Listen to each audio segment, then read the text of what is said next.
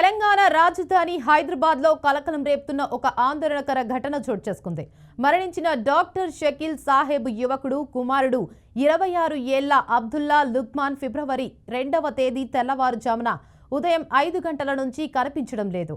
ఇక ఇంటి నుంచి బయటకు వెళ్లిన లుక్మాన్ తిరిగి రాకపోవడంతో కుటుంబ సభ్యులు బంధువులు తీవ్ర ఆందోళనకు గురవుతున్నారు.